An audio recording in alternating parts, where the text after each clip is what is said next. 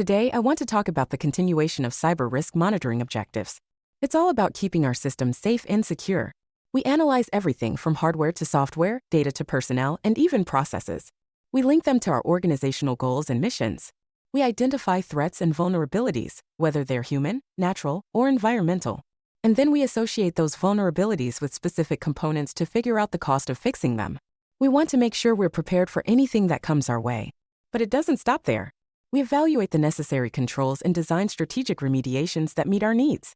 We do a cost-benefit analysis, document everything, and track the implementation of our plan. It's all about being proactive and staying one step ahead.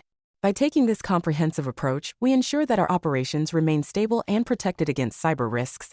We want to keep things running smoothly and minimize any potential damage. So let's stay vigilant and keep our eyes on the prize, uninterrupted critical operations at the lowest possible cost.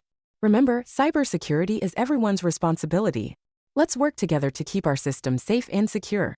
Remember to like our content and let us know what you would like to see.